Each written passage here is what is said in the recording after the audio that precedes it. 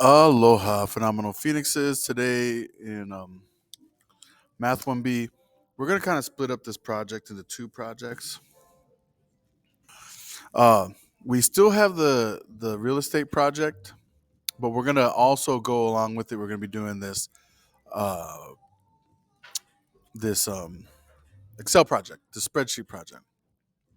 So first of all, make sure you have these three tabs. Ignore these over here; these are coming up. Those are just in the future. But if you want to put them there, you can. But remember, how to do this is you do the plus sign, you go over here to rename, and you name it. And if you want to delete it, boom, there you go. Gotta move some stuff out of the way. Gotta move me out of the way. There you go, delete. Okay. Now, next step. So I want you to name this Wonder of the Universe. And remember, the last video covered Sum It Up and Basics. This video is about Wonder of the Universe. Okay, guys, the homie, Albert Einstein, discovered so much about the universe. We can't overemphasize like how important he was to figuring some stuff out. Space travel, satellites, atomic bomb, all that stemmed from things he discovered. What I'm about to show you, he said, is like the eighth wonder of the universe or of the world or something like that. But he was very impressed with what I'm about to show you. Compound interest. Let me show you. So first, I want you to label some columns for me. Label it just like this. We have the original money that we're going to borrow, the interest rate that we pay for borrowing it. We have the interest for this year, and then the year. The year is going to be the easiest thing. So watch, I'm just going to do 2023, 2024. Okay, I'm going to scoot my mug over a little bit. Highlight this, grab the corner. Now, let's imagine you're about Kalama's age now. So in 28 years or so, would take us to like 2055. Yeah, let's just bring it up to 2051.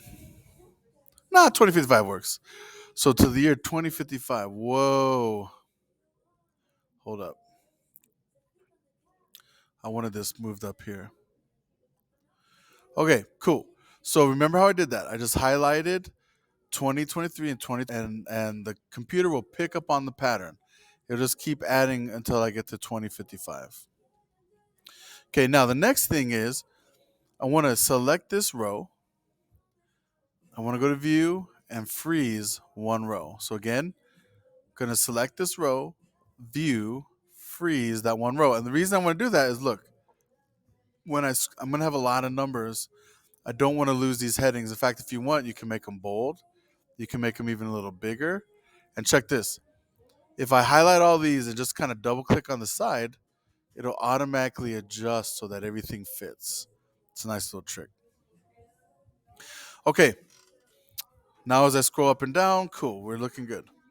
Next up, the original money that I borrow. This whole column is going to be money. So I'm going to make sure I click money so that it's money.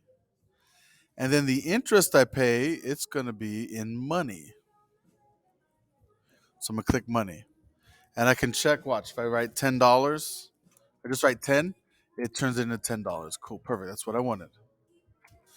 Finally, in B, I'm going to click on this column and make sure it's formatted as a percent. Now when I say, let's say 20, it's as a percent. Cool. Beautiful.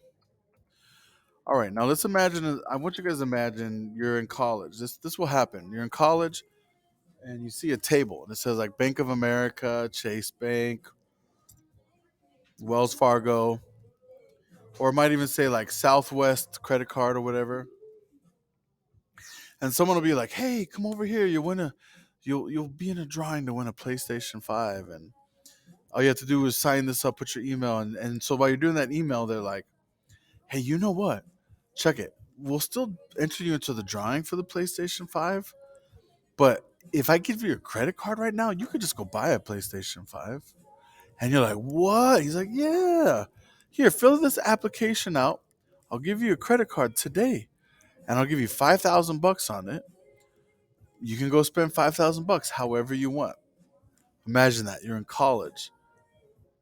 That will be available to you guys. That will be available to you. Don't take it. Don't do it. And I'm going to show you why. So let's imagine that we take that credit card and we buy a PlayStation. They're about $4.99. Now, a new college student is probably going to be looking at about 30% interest. So I'm going to make sure that interest goes all the way down. That's a pretty reasonable guess for where your interest will be in the next few decades, couple of decades. Now, if I want to find out how much interest I pay this year, just imagine I just never pay anything back at all. I'm just like I slough it off. I forget about it. They maybe like got the wrong number or something. And so if I want to know how much interest I pay this first year, it's going to equal a percent apart, right? So I click on that B2 because that's the percent of, which is just times percent of that original amount. And if I push enter, there you go. So I'm gonna pay at the end of the year. I'm gonna owe that $4.99, and then I'm also gonna owe the interest, which gives me in the next year a new original amount. So let's show what that looks like. I'm gonna say this next year, the original amount, how much is I still owe, is that $4.99, and it is also the interest for the last year. So that's at the start of 2024. I owe $648.70. Now we can copy this down, right? Let's make sure. Yeah, yeah, that form is good to go. So let's drag it. And look, you can see the reason there's zero is because when I click on it, they're doing interest rate times the original amount, and there is no original amount there yet. Okay? So here's what I do. I recognize, hey, there's a pattern here. I'm telling the spreadsheet A2 plus C2. I'm telling the spreadsheet, hey, the cells before, the ones that are just above me, add them up. Like the ones that are just above me and then the ones that are just above me and two over, add them up. That's what it's saying. Whatever's in there, add them up. And that's what I want, even on this next day, right? On this next year, watch. If I pull it down, I want the year before and I want the interest. Let me make that bigger.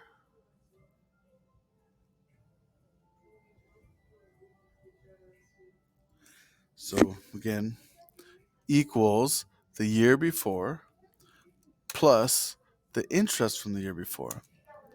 Now, that's the pattern the Excel can pick up on that. So I'm going to drag that all the way down to the bottom. And there you go. You see some stuff. Guys, check it out.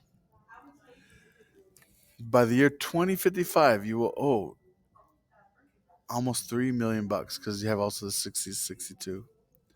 Almost $3 million from a PlayStation. Okay? Now you can see why Einstein thought compound interest was one of the greatest wonders of the universe. At some point, it just takes off, right? Um,